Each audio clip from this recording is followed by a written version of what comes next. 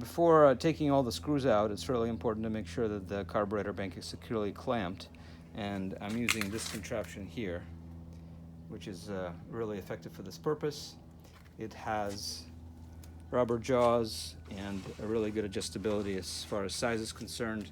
The only disadvantage really is that it's activated via foot pedal, and you just don't have as much fine control as you would with a vise that you adjust by hand. But anyhow, let's clamp this thing in.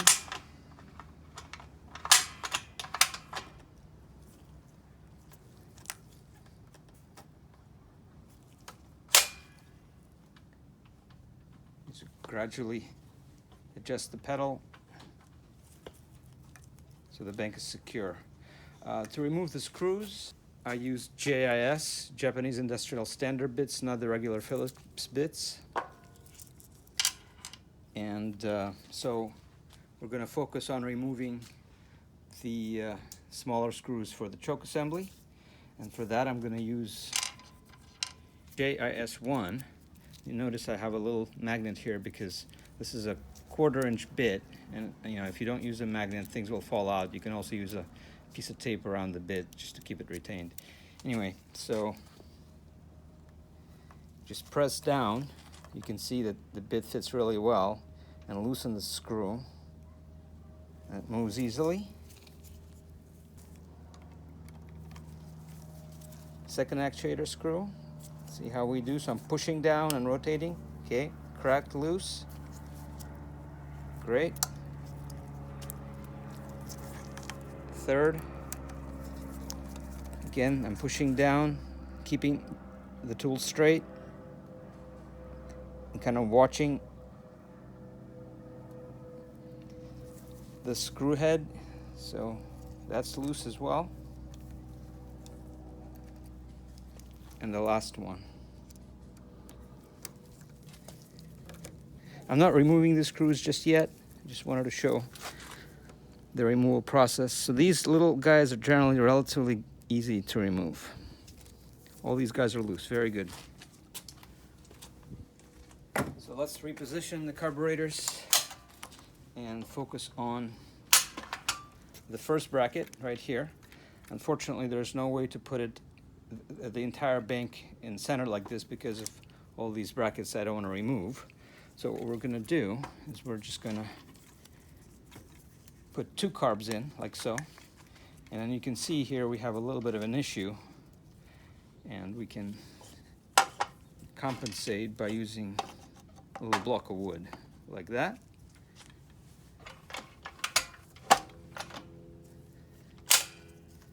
Clamp everything down. So with these screws, we might run into some issues. Sometimes they really don't want to come out. I did use penetrant on the screws already. The penetrant I prefer to use is a 50-50 mix of acetone and transmission fluid. The stuff is really thin and penetrates well, but we'll see how we do. This is the number 2 JIS bit. So again, I'm pushing down as hard as I can. Try to unscrew it and just watch the head of the fastener to make sure that the slots are not deforming, and if they are, we're going to have to go to plan B. Okay, this one moved. Good to go. Yep.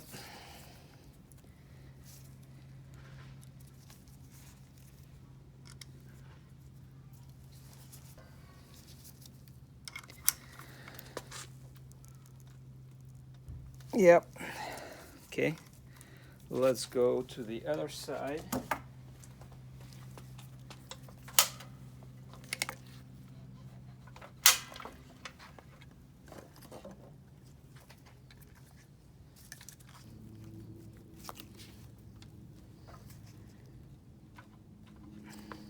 Okay. So let's see how we do on this side.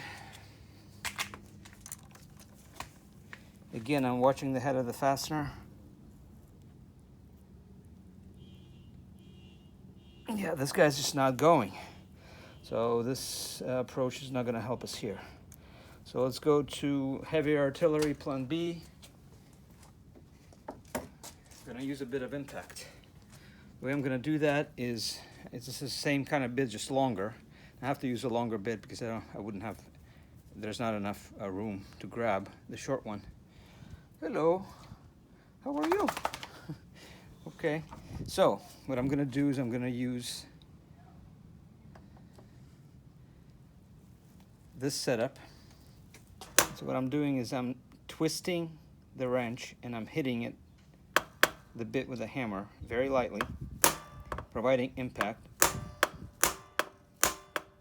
You don't want to hit too hard. It's an aluminum body carb. There you go.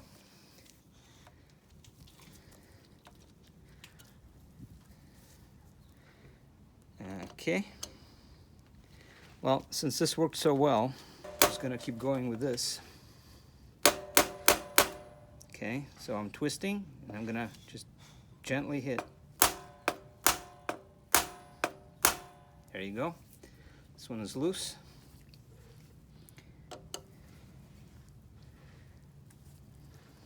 Let's keep going.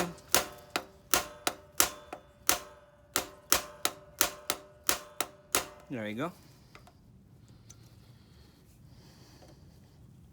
Again, I'm twisting. Just gentle tap, and this one's loose. Okay, so the intermediate bracket is good. All the fasteners are loose, and notice we managed not to mess up any of the heads. Okay, now for the big bracket. We'll see how that rolls for us. We're gonna have to do 2 at a time. Yeah, just like before, so we can get this out of the way. So the center hose is gonna be what limits our ability to position things. That's fine.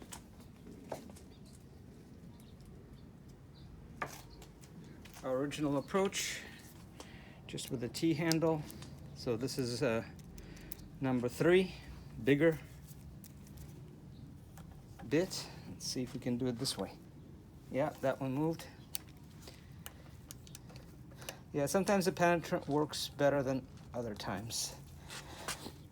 Or the screw is less tight, who knows. Yeah, this one's easy.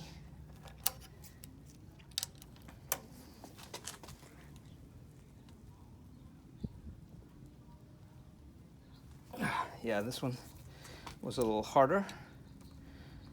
But again, I'm watching the slots to make sure they're not being deformed by the bit. Okay, no problem here at all. Let's do the other side. Okay,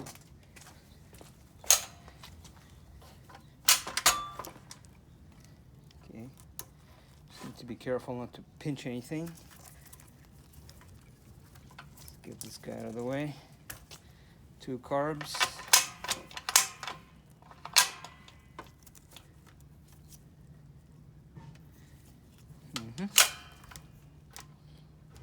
So this guy is no problem, we're not pinching this hose. Again, let's try this, see if that works. Yeah, these are easier to turn. I guess there's more surface area for this bit to grab, so no problem.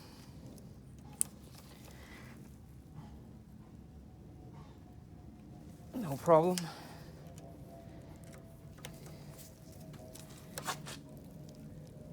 And this one was, I guess, somehow loose. Okay, so that's it.